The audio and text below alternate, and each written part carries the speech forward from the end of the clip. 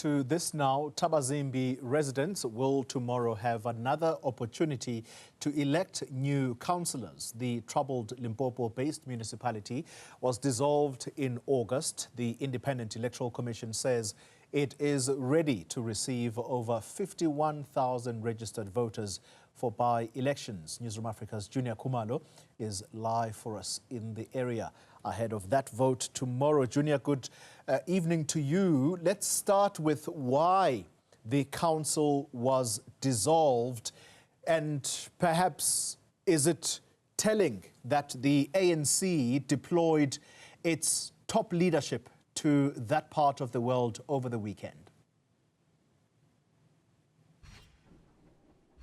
Indeed, Oli, we do expect those by-elections to get underway tomorrow. And the reason why this municipality was dissolved was that there was basically a failure to provide services to the people, over about 64,000 individuals that stay here in the small town in Limpopo, in Thabazimbi. But the main issue there, the challenge there, was that there was a coalition government between the Democratic Alliance as well as the ANC. But both parties, it seems, had created their own parallel structures, with each party electing their own executive and trying to run things on their own without the assistance of the other party. And because of that, there was a lot of lack of service delivery in this small town.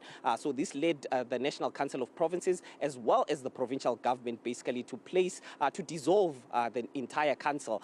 There are about 24 councillors in this municipality, local municipality.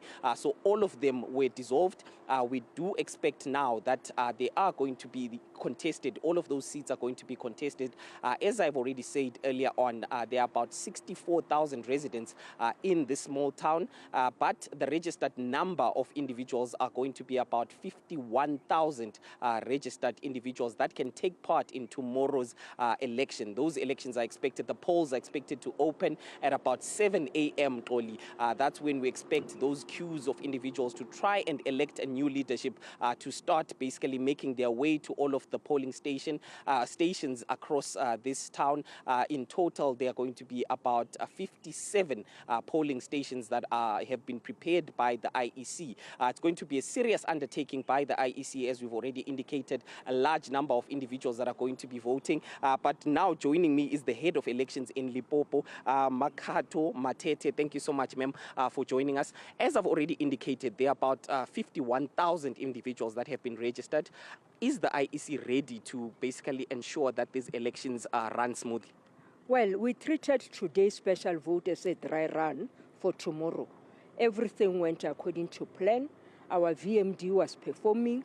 We did not run out of ballot papers. And the numbers, as I'm talking to you now, one of the biggest voting stations, which is the SASA Center, which had more than 600 station visits, special votes.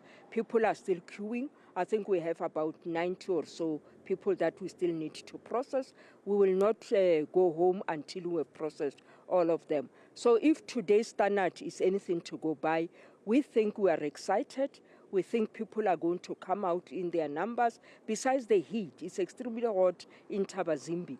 But people are ready to participate in this election. And they are spoiled for choice, of course. We have 21 political parties as well as 5 independent candidates. So those who will be staying home, I would not understand the reasons why they would want to do so when they have such a big choice to choose from.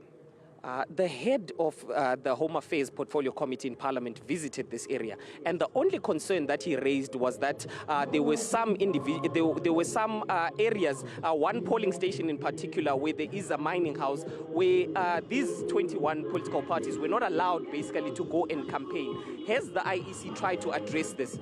Indeed, the IEC has been writing to the mining houses to lay down the law to say that IEC has full access to all the voting stations and all the facilities around Thabazimbi. More so, we have more than 8 stations in all the 3 mining houses. So it's really quite difficult and impractical, in fact, and unreasonable for these mining houses not to allow parties to campaign. Surprisingly, we know that some of the unions are recognized in the mine. So one of the union has established a party, and that party is allowed in the mine, whereas others are not allowed. So why allow one party and not allow 20 other parties to campaign in the mine? So we have been addressing this matter. We have actually asked the portfolio committee, the chairperson of Home Affairs, to refer this matter to the Portfolio Committee of Mineral and Energy so that we find a way of finding a solution to this kind of a problem, because campaigning is proceeding until 12 midnight.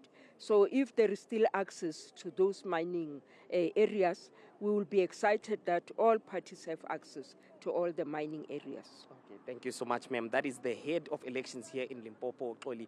Just talking about one of those challenges that they have faced here in the area with some of those mining companies not allowing some of these political parties. There are about 21 political parties that are represented to campaign in those areas.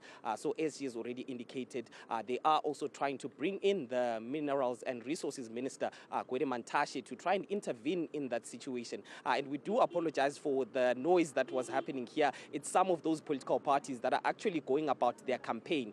The campaign period is going to end at 12 midnight today.